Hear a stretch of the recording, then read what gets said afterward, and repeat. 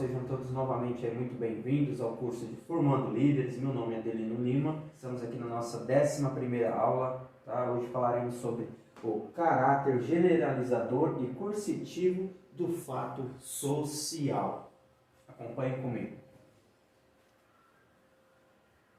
Diferentemente do que ocorre do ponto de vista psicológico, as pressões de conformação dentro do grupo sociológico são mais fortes e menos sujeitas à modelação. Imigrantes que desejam solicitar cidadania em outros países, por exemplo, precisam se submeter a ritos de adesão que podem incluir juramento à bandeira nacional, obediência às leis e defesa de seu novo país.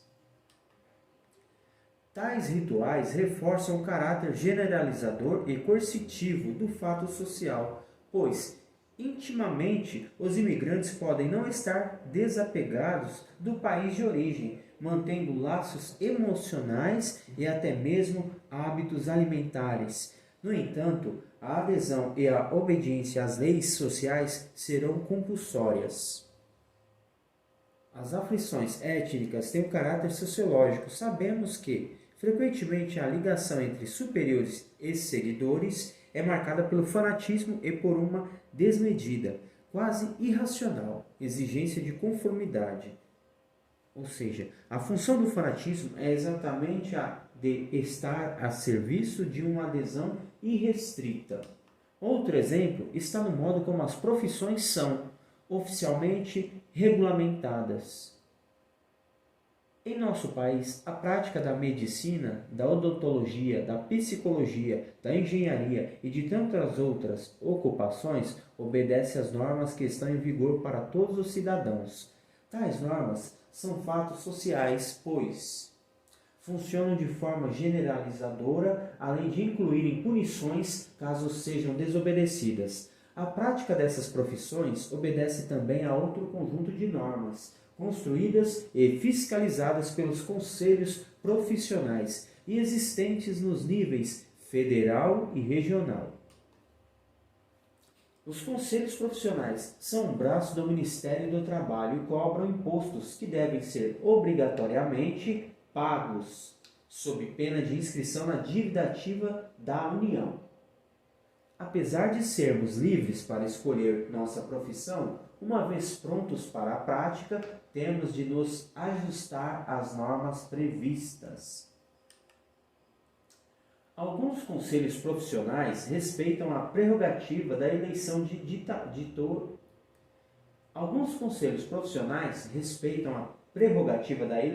diretores, realizada por sufrágio direto. Nesse caso, todos os membros daquela categoria podem se candidatar, montar chapas e disputar as eleições.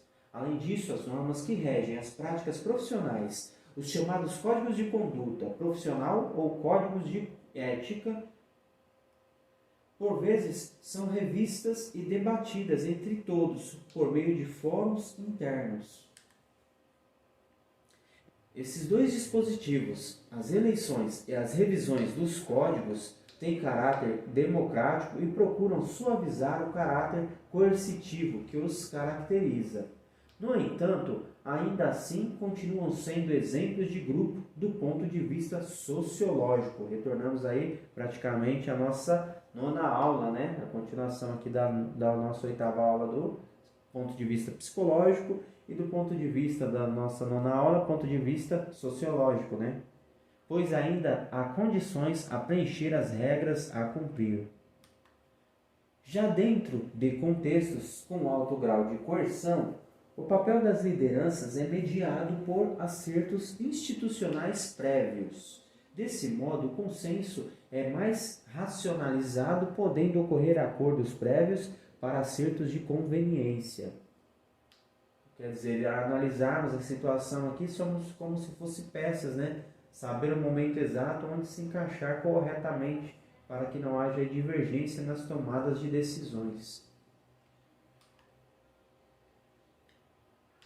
Formando líderes, planejar e acreditar, caráter generalizador e coercitivo do fato social. Por que estamos falando tanto em questão da psicologia e sociologia no quesito liderança, porque líder lidera várias situações, né? Um líder é todo aquele que está à frente de um grupo, de uma empresa, de uma organização.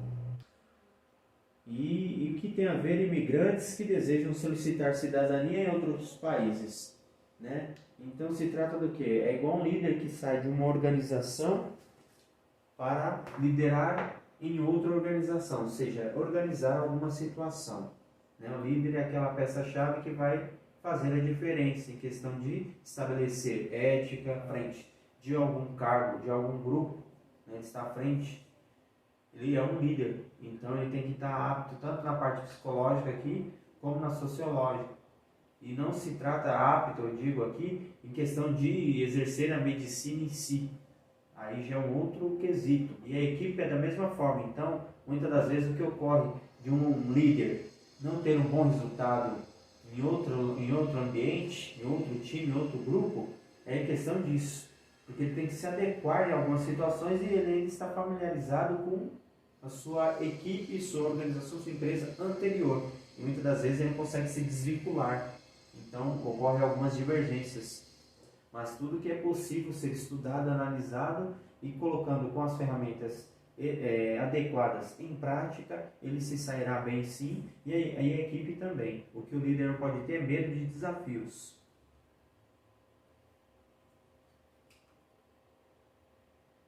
Isso se trata do caráter generalizador e coercitivo do fato social.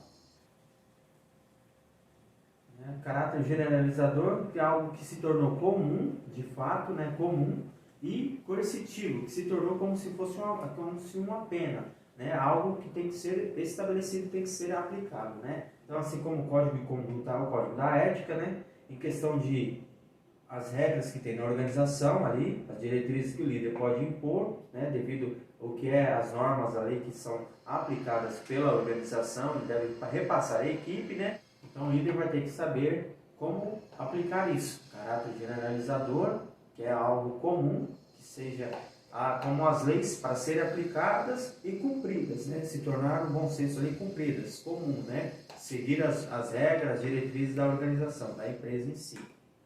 E o coercitivo, que é como se fosse uma punição, uma pena, é algo que não pode ser burlado, não pode ser descumprido.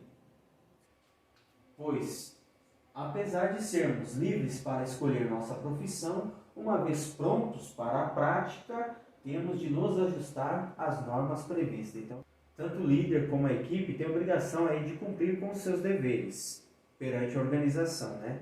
Temos os nossos direitos e temos também os nossos deveres em questão de normas previstas, quer dizer, nos ajustar a uma questão de horário, a vestimenta.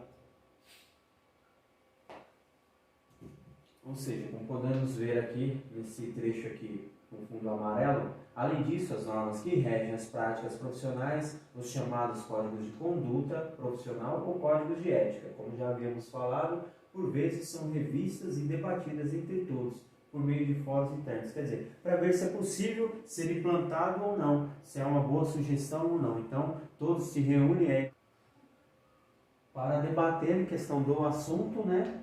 Das normas, da implantação, das regras, do que vai ser imposto, de quais são as advertências, tudo é colocado ali perante todos, para que ninguém fique sem ter ciência da situação, né, do que ocorrerá a partir daquele momento ali na organização, na empresa em si. E o líder tem que estar sempre à frente, pois os seus seguidores, seus liderados, é ele que vai passar para os seus seguidores, seus liderados, as informações também, né, e as decisões da sua diretoria. Então, o líder é aquele que intermedia o meio de campo aí entre a organização e os colaboradores.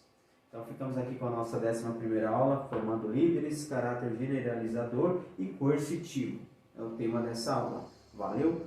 Continue assistindo os vídeos. Até a próxima. Não se esqueça de se inscrever no canal. Deus abençoe a todos.